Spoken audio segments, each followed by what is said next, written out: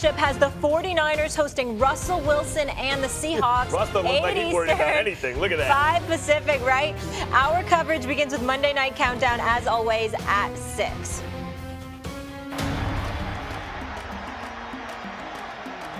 Jackson will keep it on the read up, and he's got it at 40, 35, spins at the 30. He's got room, 20. Lamar Jackson, 10, 5, touchdown! Lamar Jackson with the spin, the sprint, and the score. This is unbelievable.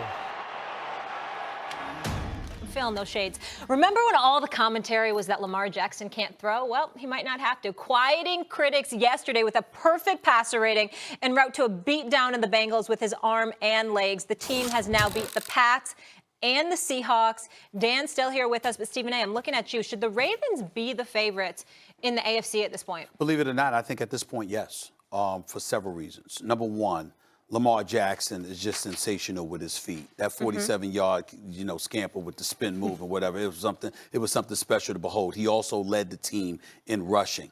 I think only one of his passes touched the turf yesterday, and that was on an intentional spike. That's number two.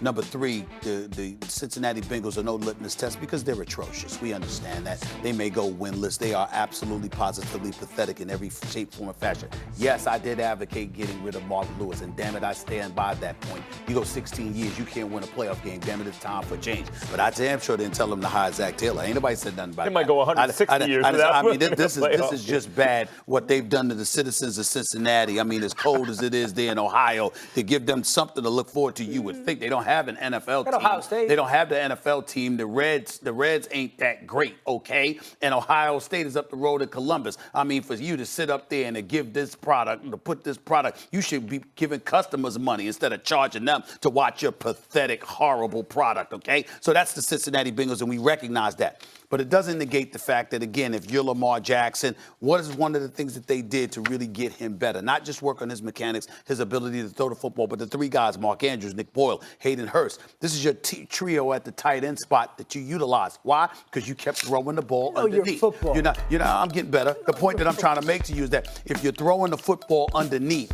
you're not asking him to throw the long ball. You're doing two things. You're asking, actually three things. You're asking him to hand off the ball to a running back like a Mark Ingram. You're asking him to throw the ball underneath, or you're asking him to run the football himself.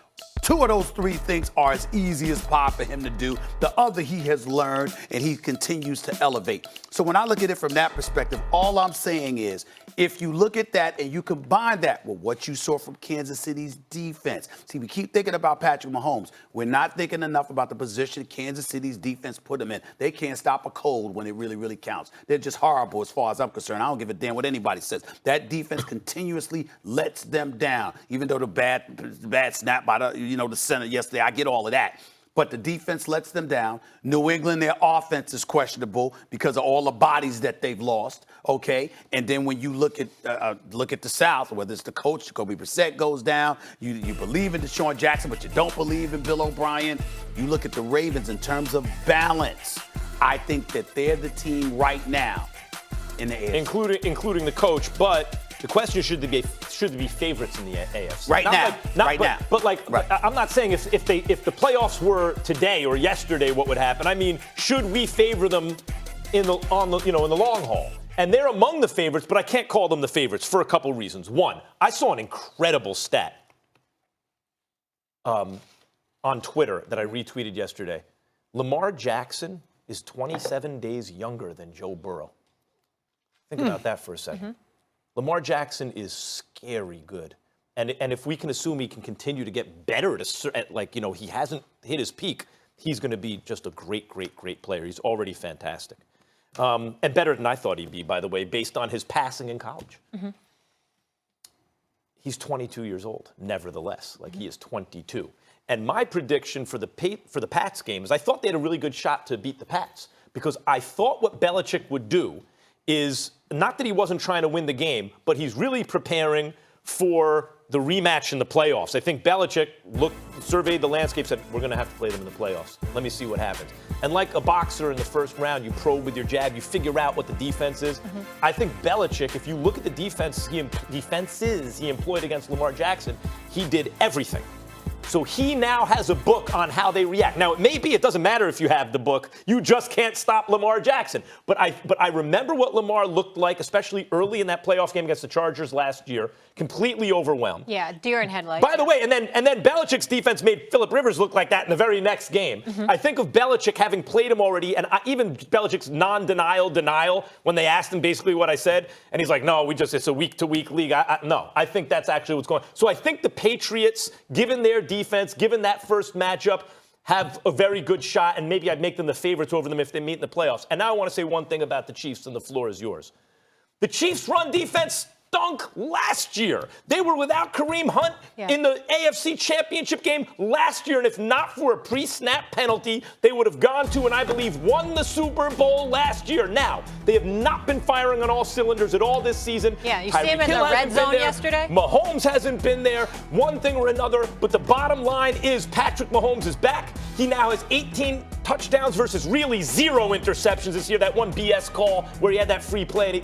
And they're just getting warm with Mahomes back from the patella. I still think the Chiefs should be favored over the Ravens. Bruh, he threw for 446 yards and 3 touchdowns on the road and still lost. Yeah. Hey, Pat, can you throw for 500 so maybe we can win? Yeah. How perfect do you want him to be? Like, we cannot sit here and put the Chiefs as a favorite because of the defense. They give up 90 yards per game on the ground in the second half, Max. That is historically bad as a defense. Sure. So we're not going to go like Patrick Mahomes will bail him out. He's got to throw for 500 for them to win. The defense will get better. To the Ravens. As you would say, there's absolutely no evidence for what you They were terrible last year. That's what we're saying. Yeah, That's what we're saying. There's no evidence for what you're saying. Bad right now. 0. But I was focused on them in the red zone yesterday. It was like brutal. 9 tries. It was so bad. I'm like, oh my God, can someone get in? They're going to play someone better than Ryan Tannehill at quarterback. Like the Chiefs played Tannehill. Let me add this point to further knock down his point. You brought up that they were bad last year. What you don't understand is that how much better can you expect the Chiefs offense to be? They were great last year. They're great now. And still, their record is worse now than it was at this time last year because the defense is still bad. So the point that we're making, no. It doesn't matter. That defense lets you down. The defense lets you down. Period. They were only 1-1 without Mahomes. Right, so 7-3 instead of 6-4. Okay, we're having a different conversation. I'm just saying, the point that I'm trying to make to you is that the defense lets you down. We all recognize the greatness of Patrick Mahomes. We know how real Tyreek Hill is. Travis Kelce, Damian. As a matter of fact, they've had some brothers step up and produce like yesterday that we didn't see coming. This offense is prolific. But the defense will let you down. Right now, Kansas City has no business being a favorite because that defense won't show up. Dan, how far can they even go? Okay, go ahead. Because I wanted to get into the Ravens because I think they're really interesting to talk about. I kind of categorize them as they're indefensible right now because their scheme is the only scheme like that in the NFL right now. Then their personnel, and Stephen A. talked about the 3 tight ends. Only team in the NFL that can deploy 3 tight ends that can both pass block, run block, and be pass catchers. And then the quarterback is the only player like that in the NFL. So they're impossible to plan for and then have to play against. And now they've added the triple option with the Heisman package. Greg Roman, their offensive coordinator, didn't do it by accident yesterday, guys. Like, he did it against a team with the Bengals that he knew, all right, game is secured. I'm going to throw this out. So the point is, you spend so much time having to prepare for this style of offense that you can't because it takes so much.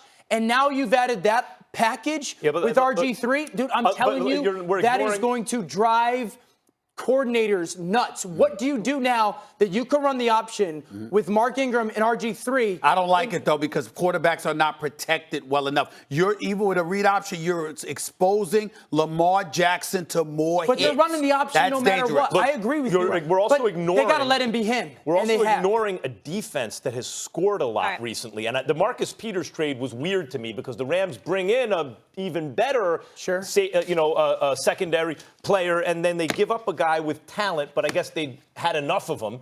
But those kind of ball-hawking defenses, they don't continue to take away the ball as much. They do when they're up 14-0. But the point is, they're not going to score as much from the defense as they have, and likely, even with Earl Thomas and Marcus 49 Peters. points twice this season. Right, like that's not going to. Right. You can't rely on that. They've got a good one Sunday. The Ravens are going to host the Texans. They open that one as 4.5-point favorites. They are 7-2 right now, first in the division.